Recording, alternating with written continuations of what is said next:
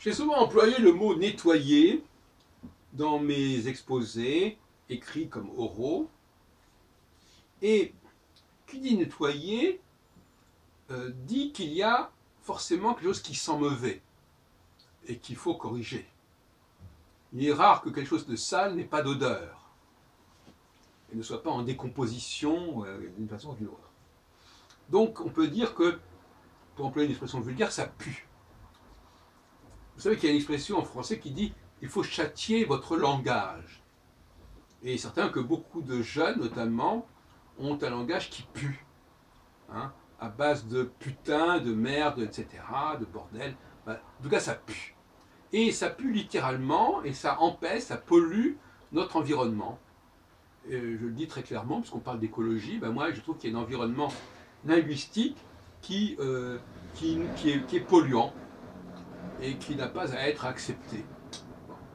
Cela dit, plus largement, ce qui pue, ce qui sent mauvais, comme disent les Anglais, ce qui smells, c'est la question de tout ce qui est incohérent, tout ce qui n'a pas été repensé, retravaillé, tout ce qui est un petit peu comme ça, qui sent le renfermé, le moisi, ça pue. Donc je crois que certaines personnes voudraient que la question de l'odorat se posât uniquement à un certain degré, n'est-ce pas? On va dire, ah oui, celui-là, il a des chaussettes sales, ça pue, etc. Mais comme dit l'Évangile, il y a la poutre et il y a la paille.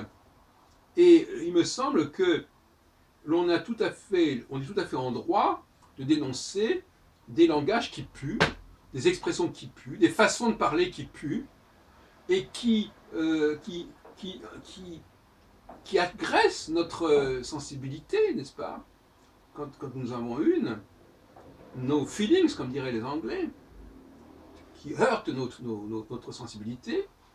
Et c'est important pour quelqu'un, c'est ce que j'appelle, ça montre bien à quel point nous sommes des récepteurs, et pas uniquement des émetteurs.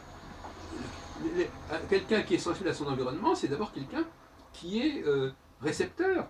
Bien entendu, il faut qu'il fasse attention à ce qu'il émet, mais il est déjà choqué par ce qu'il ressent, et il doit d'ailleurs s'interroger sur si lui-même n'est pas également une source de pollution, une source d'agression pour autrui. Ça va de soi. Mais la grande question, c'est de savoir quelles sont les formes d'agression olfactive les pires. Est-ce que ce sont celles qui sont liées à des gens qui ne se lavent pas bien, ou pas assez souvent, ou qui ne lavent pas assez bien leurs vêtements, ou est-ce que c'est lié à des personnes qui ont une façon de parler qui est pénible, qui véhiculent des propos, des idées, des savoirs qui me sentent, comme je disais, le renfermer, qui sentent le constiper, si on peut dire, et qui sont également pénibles à entendre.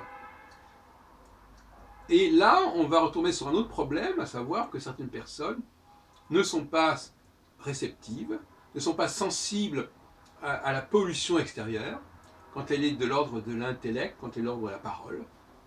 Je dirais par exemple que les femmes sont plus sensibles à la pollution olfactive au premier degré, et les hommes sont plus sensibles à la pollution olfactive au figuré, c'est-à-dire quand un langage pue, quand des façons de s'exprimer puent, effectivement, là, il y a des réactions. Et je pense que tout ça, c'est de l'ordre de la pollution. Et chacun a sa façon de percevoir les problèmes de pollution. Certains les perçoivent sur un plan très concret, comme les écologistes. Moi, j'aurais tendance à les percevoir sur le plan plus spirituel, plus intellectuel.